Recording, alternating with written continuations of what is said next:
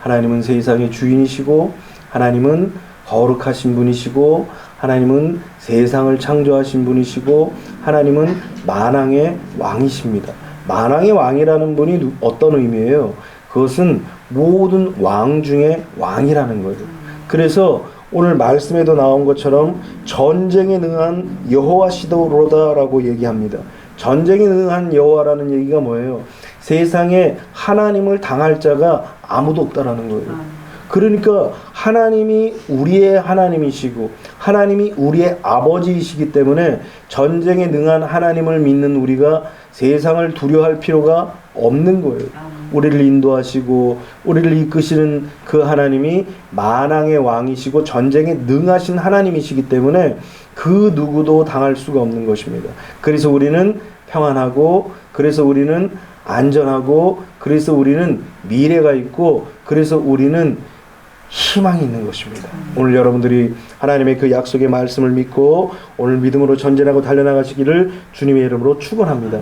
그런데 이런 하나님 앞에 과연 누가 초청받기에 합당한 자냐, 우리가 두 번째로 생각해야 될 내용인 것입니다. 3절에 보니까 여호와의 산에 오를 자가 누구며 그의 거룩한 곳에 설 자가 누구인가. 4절에 뭐라고 말씀하시느냐면 곧 손이 깨끗하며 마음이 청결하며 뜻을 허탄한 데 두지 아니하며 거짓 맹세를 하지 않는 자로다 그랬어요.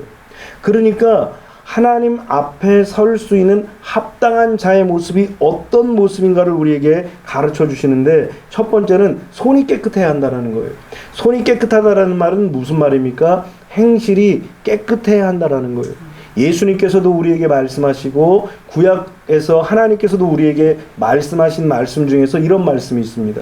내가 거룩하니 너희도 거룩하니라 그랬어요.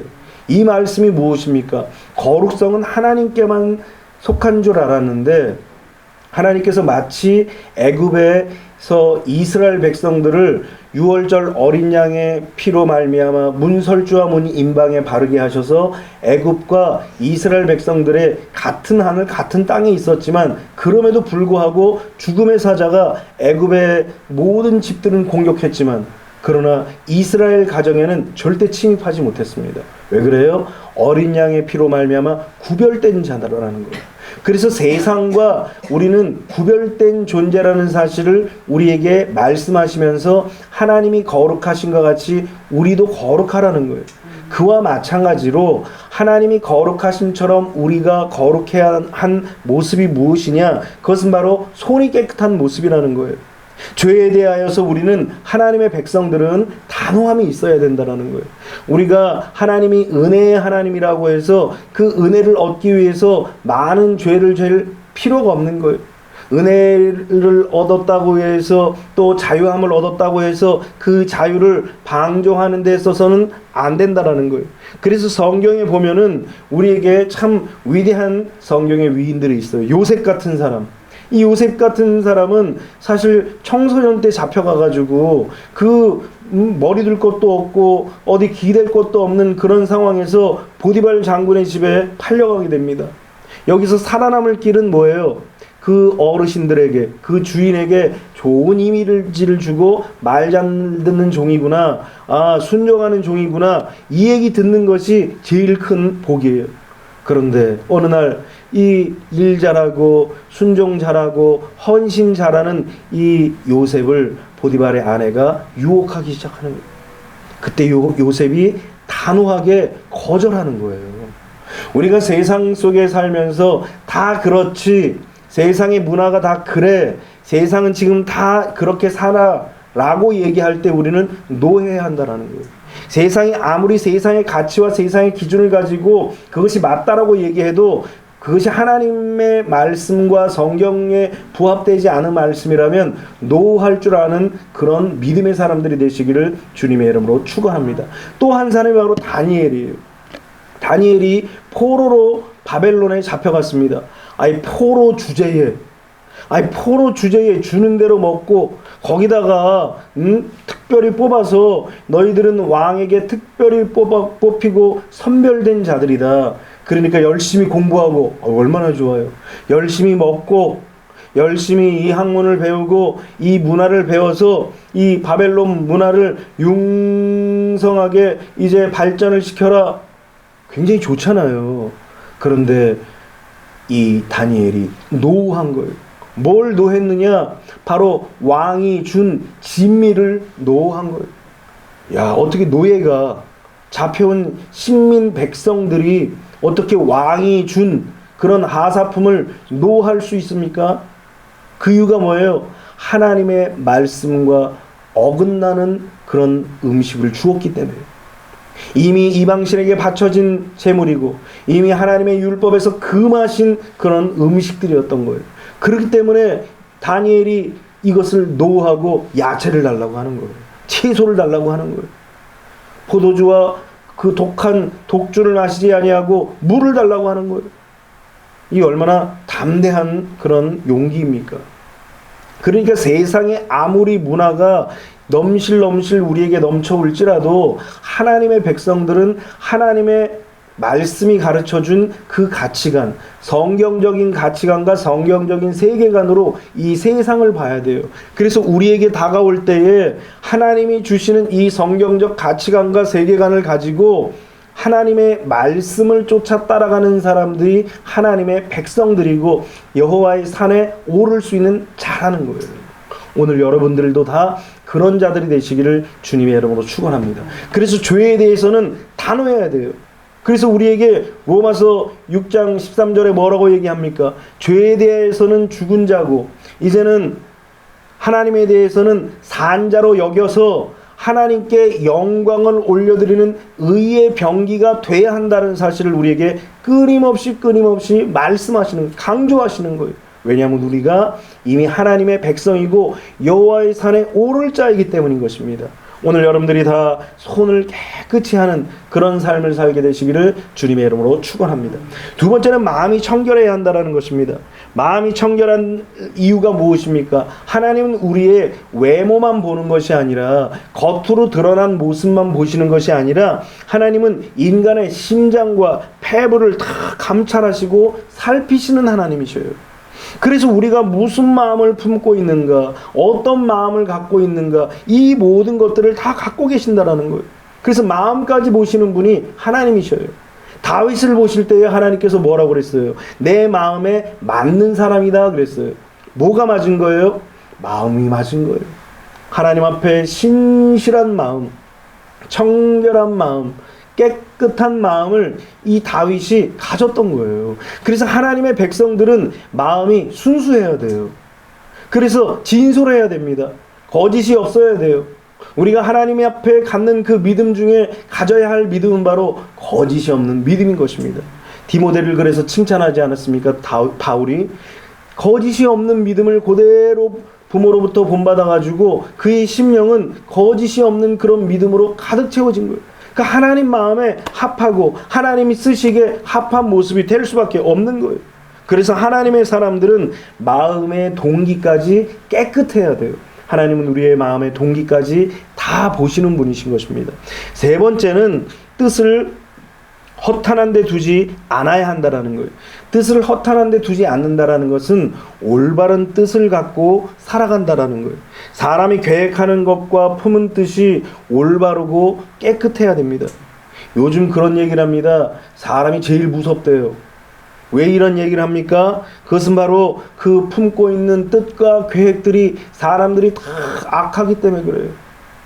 심지어는 묻지마 무슨 범죄 그런 것이 있어요. 막 지나가는 사람을 때리기도 합니다. 지나가는 사람들을 칼로 찌르기도 합니다. 왜 그래요? 악한 뜻과 악한 계획들이 그 인간의 심령 속에 내재되어 있기 때문에 그래요. 그러니까 빛이 사라지면 이게 혼돈과 공허와 어둠이 이렇게 흑암이 다 사람의 마음을 휩싸고 있으면 이 사람이 영성과 어떤 인격성은 다 사라지고 육성만 남게 되는 거예요. 그러면 결국 육체의 소욕을 쫓아 살아가게 된다라는 거예요. 그리고 요새 정치판에서 뭐 공수처다, 뭐 한국형 FBI다 이런 이야기들이 많이 나오잖아요. 검찰을 믿지 못하겠다라는 거예요. 아니 솔직히 말해서 뭐 경찰은 믿을 수 있습니까? 뭐 검찰을 못 믿는다면 뭐 다른 뭐는 믿을 수가 있겠습니까? 아무것도 믿을 수가 없어요. 왜 그래요? 왜 그렇습니까? 사람들이 이미 악한 계획과 뜻을 품고 있으면 무엇을 해도 믿을 수가 없는 거예요. 여러분들, 범죄를 저지르는 사람들이 제일 많은 프로테이지가 누구예요? 면식범이라는, 면식범. 면식범이 뭐예요? 늘 알고 있던 사람들이라는 거예요. 그 사람이 언제 돌변할지 모르는 거예요. 그 마음에 품고 있는 뜻이 잘못되어 있는 거지 제도가 잘못되어 있는 것이 아니라는 거예요. 제도가 아무리 바뀌어져도 이 사람의 뜻이 바뀌어지지 않으면 결단코 온전해지지 않는다라는 것입니다. 하나님은 사람이 품고 있는 뜻도 아시고 보신다라는 거예요. 그래서 우리는 선한 의도와 선한 뜻을 가지고 있어야 돼요. 하나님을 사랑할 때 어떻게 사랑하라고 그랬어요? 마음과 뜻과 정성을 다하여서, 심지어 목숨을 다하여서. 그러니까 우리의 육체와 우리의 정신과 우리의 또 마음과 우리의 온 뜻을 다 하나님 앞에 드리면서 사랑하라는 거예요. 예를 들어서 구제를 보면은, 구제할 때 여러 가지 의도가 있습니다. 물론 사람이 아깝고 사람이 귀하고 사람의 인권이 너무나 소중하기 때문에 구제하는 경우도 있습니다. 그러나 구제한다고 해서 다 좋은 의도는 아니에요. 어떤 영화에서 나온 거지요. 영화에서 나온 이야기를 보니까 너무 좋은 일을 많이 하는 거예요. 청소년들에게 장학금도 전달하고, 어려운 어르신들에게 쌀도 전달하고, 이런 사회사업을 하는 그런 사장이에요. 그런데 이 사장이 알고 보니까 발발이에요. 발발이가 뭔지 아세요? 혼자 사는 여성의 집에 이렇게 배관 타고 올라가가지고 나쁜 짓 하는 놈들이 바로 발발인 거예요. 영화 얘기입니다, 영화. 그러니까 인면수심이죠. 의도가 뭐예요? 이 구제하는 의도가 뭐냐면 자기의 이 여적 죄를 감추기 위해서 구제를 하는 거예요. 그러니까 구제하는 그 자체는 좋은 것 같은데 의도가 잘못된 것입니다. 지금 세상 살아가는 이 모습 모양들이 다 이와 같다라는 거예요. 그래서 성경은 이미 우리에게 그런 사실들을 가르치면서 동기가 중요하고 뜻이 중요하다는 사실을 고린도전서 13장에 우리에게 가르쳐주고 있습니다. 내가 사람의 방언과 천사의 말을 할지라도, 사람의 방언과 천사의 말이 뭐예요? 아름다운 언어예요. 사랑의 언어 같고, 칭찬의 언어 같고, 좋은 격려의 말 같고, 위로의 말 같은데 그 속에 뭐가 없어요? 사랑이 없으면 소리나는 구리와 울리는 꽹과리가 되고. 여러분, 앞에서 말하는 것은 쉬워요. 그런데 말하는 게 어려워요. 이 무슨 말입니까? 말하기는 쉽지만 말대로 사는 것이 어렵기 때문에 어렵다라는 거예요. 그래서 사랑도 마찬가지예요. 사랑이 없는 아름다운 말들, 사랑이 없는 격려와 수고.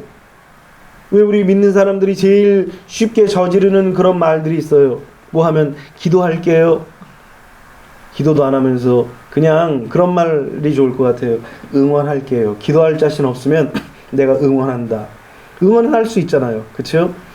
그러니까 너무 쉽게 기도한다고 하는데 이 다 빚이에요. 하나님 앞에. 기도하지 않으면. 쉽게 우리가 기도한다는 이야기를 해서는 절대로 안 되는 것입니다. 이런 이야기는 그냥 소리나는 구리와 울리는 꽹과리와 같다라는 거예요.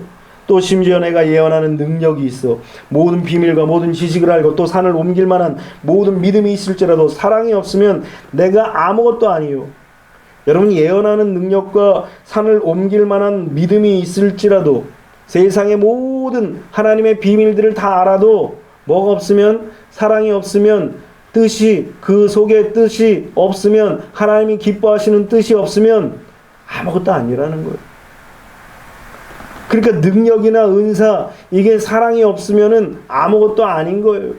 그래서 예수님께서도 그런 얘기를 비유로 말씀하십니다. 어떤 사람이 천국의 심판대 앞에 씁니다. 그런데 하나님께서 난 너를 모른다. 그러자 이 사람이, 하나님, 내가 하나님 앞에서 선지자 노릇도 하고 이것도 하고 저것도 하고 주를 위해서 무엇도 했는데, 그런데 무엇입니까? 그 속에 의도와 동기와 뜻이 불순한 거예요. 하나님이 사용하시려고 쓰시기는 해도 동기와 의도가 뜻이 잘못되면 하나님이 그것을 기뻐하지 않고 기억하지 않으시는 거예요. 그래서 내가 너를 모른다 그리고 내어 버리신다라는 거예요. 그래서 항상 우리는 뜻을 중요하게 생각해야 되는 것입니다. 3절에 내가 내게 있는 모든 것으로 구제하고 또 내 몸을 불사르게 내어줄지라도 사랑이 없으면 내게 아무 유익이 없느니라. 하나님의 사랑을 가지고 예수 그리스도의 사랑을 가지고 전하는 그 헌신과 충성과 희생이 아니라면 오늘 아무런 유익이 없더라는 거예요. 그래서 우리는 하나님이 주시는 그 마음으로 하나님이 주시는 기뻐하시는 선한 뜻과 의도와 동기가 그렇게 중요한 거예요. 하나님은 그래서 뜻을 허탄한 데 두지 않는 자가 여호와의 성산에 여호와의 산에 오를 수 있는 자라고 우리에게 말씀하시는 것입니다. 네 번째는 거짓 맹세하지 않아야 한다고 합니다. 이것은 바로 입술이 깨끗해야 한다는 거예요. 어찌 보면 우리가 제일 사람의 몸에서 더러운 것이 어찌 보면 입술이에요. 입술로 범죄할 때가 너무 많은 거예요. 이사야도 하나님 앞에 거룩한 제사를 드리는데 갑자기 천상세가 열리더니 하나님이 나타난 거예요. 스랍들이 나타나서 거룩하다 거룩하다 거룩하다 만군의 여호와 하나님이 거룩하신 분이시라고 막 그냥 찬양이 나오고 영광이 나타나는 거예요. 와, 그런 영광스러운 장면을 보면은 다 할렐루야 찬양을 할 텐데 이 이사야가 빛이 쫙 비추니까 이 자연적인 빛이 아니잖아요. 여호와의 영광이 비친 거예요. 여호와의 거룩한 빛인 것입니다. 여호와의 그런 장엄한 빛이 그의 심령을 온 영을 다 비추니까 이 이사야가 고백하기를 화로다 나여 망하게 되었도다. 하나님의 빛이 우리에게 쫙 비춰지면 우리가 뭐가 밝혀지는 거예요? 죄가 밝혀지는 거예요. 그러면서 이 죄가 밝혀지니까 하나님 앞에 와로다 나여 망하게 되었도다 그러면서 탄식을 합니다. 그러자 제단에 있는 숯을 스랍이 가져다가 이 이사야의 입술을 싹 찢었어요. 내 죄를 사하였노라 그러시는 거예요. 그러니까 이사야가 주의 종이었지만 입술로 범죄를 많이 했었던 것 같아요. 우리도 마찬가지 아니에요? 살면서 입술로 범죄할 때가 너무나 많아요. 기뻐해야 되는데 원망합니다. 탄식합니다. 슬퍼합니다. 걱정합니다. 근심합니다. 이거 죄예요. 하나님 앞에 우리가 빛이 비춰지면 아하 이게 죄라는 것이 드디어 깨닫게 되어집니다. 또 감사해야 되는데 불평하고 원망하고 탄식하는 거예요.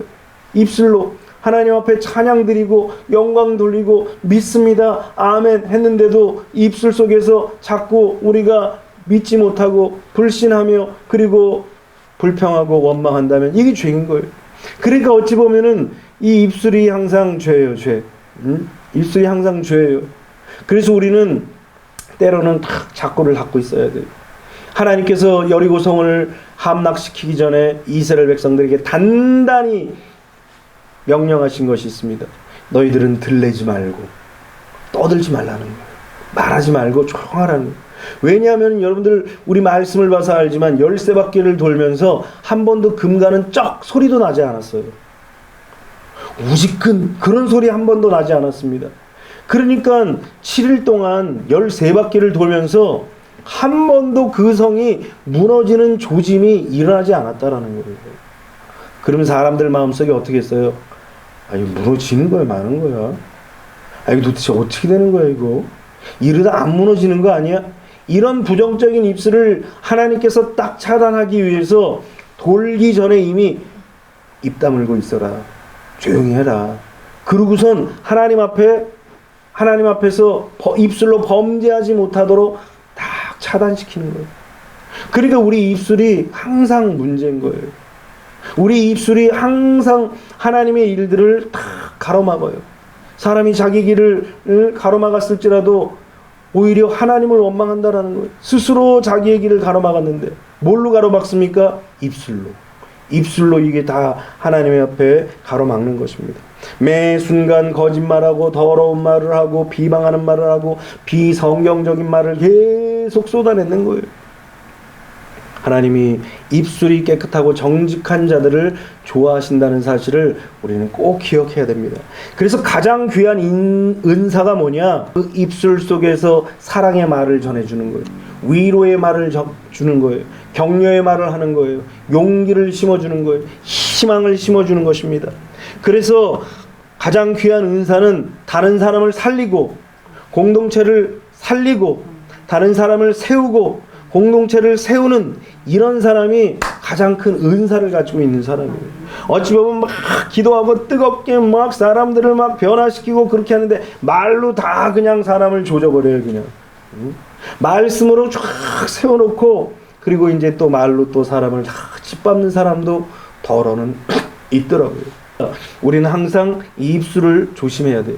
그래서 잠언 25장 11절에 경우에 합당한 말은 아로새긴 은쟁반에 금사관이라 그랬어요. 야, 아로새긴 은쟁반에 그리고 금사과가 탁 올려져 있다고 생각해 보시죠. 여기서 금값도 비싼데 이 금사과가 그냥 능금으로 얼마나 무겁겠어요, 이 금사과가. 그런데 이 금사과가 무엇이라는 거예요? 결국은 경우에 합당한 말을 하는 것. 이것이 바로 금사과와 똑같다라는 거예요. 여러분들 금 좋아하시잖아요? 금 하니까 그냥 입술에 살짝 올라가는데 금 다 좋아합니다. 그런데 이 금이 무엇이냐? 경우에 합당한 말이라는 거예요. 때에 합당한 말이라는 거예요. 요때 지금 말을 해야 될 말인지 이 말을 이때 해야 될 것인지 지금 이것을 하지 말아야 될 것인지 이걸 분별하는 것이 인격자인 거예요. 그래서 말이 그렇게 중요한 것입니다. 그래서 하나님께서 여호와의 산에 오를 수 있는 합당한 자 중에 하나가 바로 거짓 맹세하지 않는 입술이 깨끗한 자가 바로 여호와의 산에 오를 자인 것입니다. 다섯 번째로 여호와의 산에 오를 자가 누구냐? 이렇게 네 가지의 삶을 살아가기 위해서 하나님을 계속 찾는 사람을 하나님께서는 기뻐하신다라는 거예요.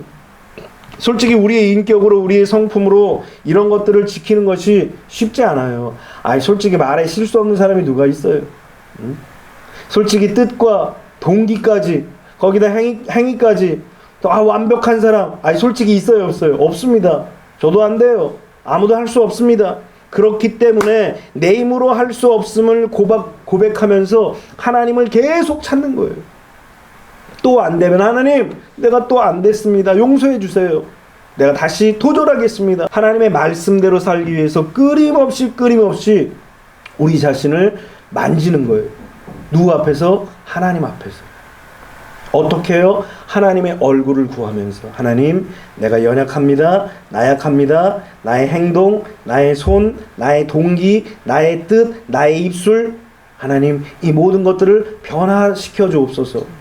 이전 것은 지나갔으니 보라 새 것이 되었다고 말씀하였사오니 예수님의 그 능력으로 나를 새롭게 해달라고 끊임없이 하나님의 얼굴을 구하는 거예요. 하나님 앞에 나와서 기도하는 거예요. 우리의 연약함과 나약함을 하나님 앞에 아랠 때 그러면 주님은 우리를 변화시키시고 살리시는 거예요. 우리의 선함이 아니라 예수님의 선함으로, 우리의 깨끗함이 아니라 예수님의 깨끗함으로, 우리의 의로움이 아니라 예수님의 의로 우리를 깨끗하게 하신다는 사실을 믿으시기를 주님의 이름으로 축원합니다. 그래서 우리는 날마다 우리의 연약함들을 가지고 하나님 앞에 나가야 돼요. 왜냐하면 예수님 앞에 나가면 모든 것들이 다 해결됩니다.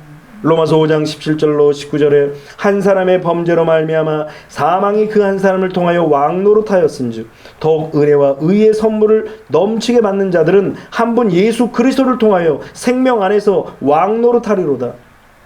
우리의 성품과 우리의 육성을 가지고는 사망에 이를 수밖에 없어요. 그런데 한 분 예수 그리스도로 말미암아 생명이 우리 안에서 왕노릇하게 된다라는 거예요. 또 18절에 그런즉 한 범죄로 많은 사람이 정죄에 이른 것 같이 한 의로운 행위로 말미암아 많은 사람이 의롭다 하심을 받아 생명에 이르렀느니라. 한 사람 아담의 범죄로 인하여서 그 사람만이 아니라 그 후손들인 우리까지도 다 정죄를 받은 거예요. 정죄받았다는 얘기가 뭐예요? 이미 죄인이라고 판결이 난 거예요. 끝난 거예요 그냥.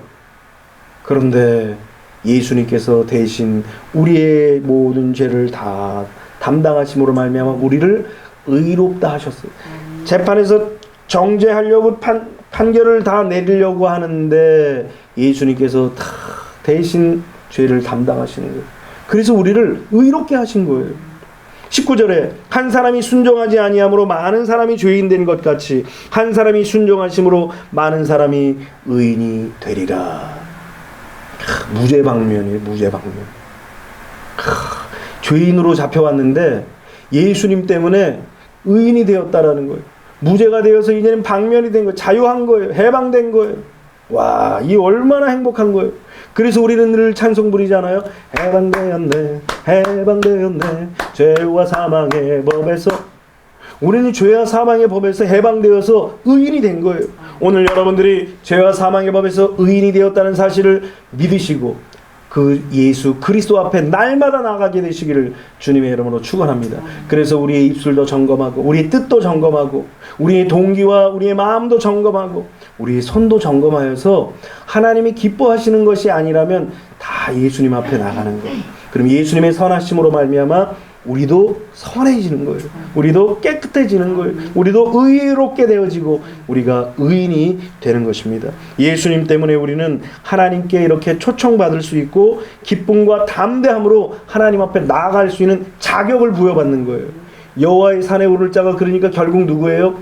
바로 예수 그리스도를 믿는 바로 우리 자신이라는 거예요. 마지막 세 번째로 이렇게 여호와의 산에 오른 자들에게 하나님께서 받을 상이 있다라고 하시는 것입니다. 하나님은 하나님께 나온 자들을 그냥 보내지 않으셔요. 세상 사람들은 공수로 사람들을 보낼 때도 있습니다.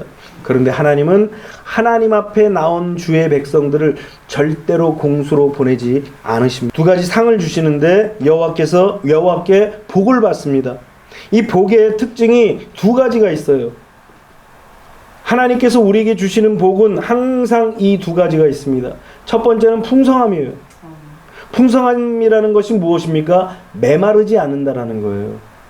여러분 요새 비가 오지 않아서 곳곳에 시내가 다 메마르고 있잖아요. 그런데 하나님이 주시는 그 복은 시절을 따라서 비가 내리고 비가 내리는 그 옆에 심겨진 나무처럼 과실을 맺는 풍성함이 있더라는 거예요.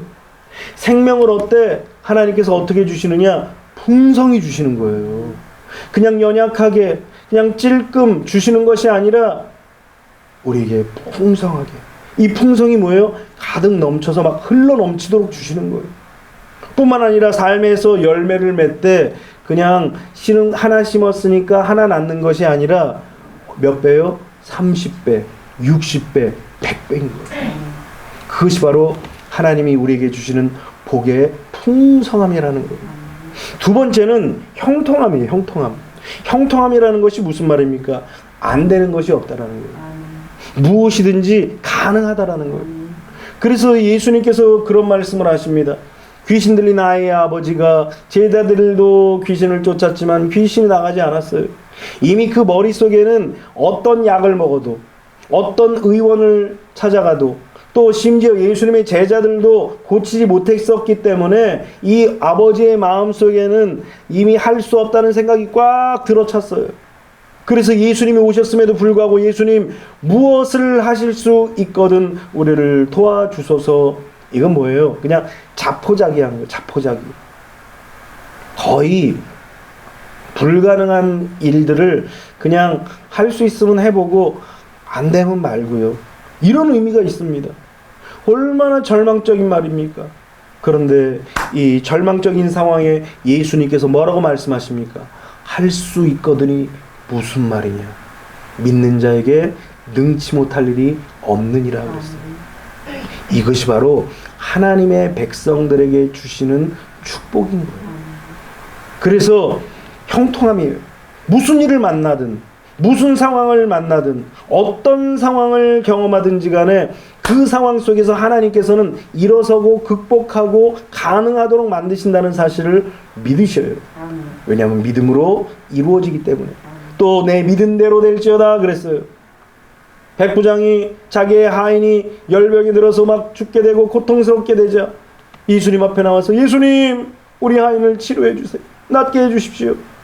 그러자 옆에 사람들이 예수님, 이 백부장은 우리를 위해서 많이 일하고 헌신하는 사람입니다. 도와주십시오. 그러자 예수님이 가자 그럽니다. 그러자 이 백부장이 가실 필요 없습니다. 아니 내 밑에 100명의 수하가 있어서 내가 말로 하면 100명이 왔다 갔다 하는데 하나님이신 예수님이 말씀으로 이 병마를 물리쳐 주시지 못하시겠습니까? 이런 얘기를 하는 거예요. 예수님께서 그 말을 듣고 깜짝 놀라신 거예요. 유대인 중에서도 이만한 믿음을 본 자가 없다라는 거예요. 그러면서 말씀하신 것이 내 믿음대로 될지어다라는 거예요. 하나님의 산에 오른 자들에게는 이렇게 풍성한 축복과 그리고 형통한 복을 주시는 거예요. 그래서 우리 믿는 자들에게는 항상 확신과 믿음과 당당함이 있어요. 지금 눈에 보이지 않고 지금 귀에 들리지 않고 지금 마음에 느껴지지 않을지라도 하나님이 우리에게 주시는 복은 풍성한 복이고 형통한 복이라는 확신이 있었던 거예요. 그러다 보니까 그 확신과 믿음을 가지고 달려나간 주의 백성들에게 반드시 그 일들이 이루어지는 거예요. 지금 당장 눈에 보이는 것은 어려움일지라도 하나님이 주는 약속의 말씀이 이루어진다는 사실을 믿고 끝까지 전진한 주의 백성들은 하나님의 형통하심과 풍성하심을 드디어 맛보고 경험하게 되는 거예요. 오늘 여러분들이 이런 복을 받게 되시기를 주님의 이름으로 축원합니다. 여러분들이 이런 상을 받으시기를 주님의 이름으로 축원합니다. 두 번째 상은 무엇입니까? 구원에 하나님께 의를 얻게 된다라는 거예요. 의를 얻는다는 것이 무엇입니까? 바로 구원을 받는다라는 거예요. 더러운 죄를 가지고서는 하나님 앞에 나갈 수가 없어요. 거룩하신 하나님, 세상과 구별되신 하나님 앞에 때가 묻고 더러워져가지고 새 속에 그 물들어가지고 이제는 죄인으로서는 하나님 앞에 설 수가 없는 거예요. 이 죄가 다 사함받고 의인만이 하나님 앞에 나아갈 수 있는 것입니다. 그런데 우리가 어떻게 의인이 되어요? 사람이 어떻게 깨끗해질 수 있습니까? 오직 예수 그리스도를 통하여서 우리는 의롭게 될 수 있다라는 거죠. 그래서 결국 우리가 뭘 받는 거예요? 구원을 받는 것입니다. 그래서 하나님 앞에 이렇게 구원받는 것이 가장 큰 축복인 거예요. 가장 큰 은혜인 거예요. 이것이 복이라는 사실을 믿고 우리가 하나님 앞에 나가면 하나님께서 이런 구원과 이런 놀라운 은혜를 베풀어 주시는 것입니다. 그래서 하나님께 초청받는 것은 최고의 복이에요. 하나님 앞에 우리가 부름받았다. 이야, 세상에 대통령이 불러도 정말 축복이라고 가문의 영광이라고 얘기하는데 하나님이 부르시는데 이것을 영광이라고 생각하지 못하고 이것을 복으로 생각하지 못한다면 그 구원받지 못했다라는 거죠. 우리는 이 초청에 응하여서 복을 누리고 구원을 얻는 하나님의 사람들이 되시기를 주님의 이름으로 축원합니다. 여호와의 산에 오를 자, 하나님의 거룩한 곳에 설 자가 누구입니까? 바로 예수 그리스도를 믿고 예수 그리스도로 말미암아 구원받은 저와 여러분이 바로 여호와의 산에 오른 자라는 사실을 기억하며 하나님 앞에 감사와 찬양과 영광을 올려드리게 되시기를 주님의 이름으로 축원합니다.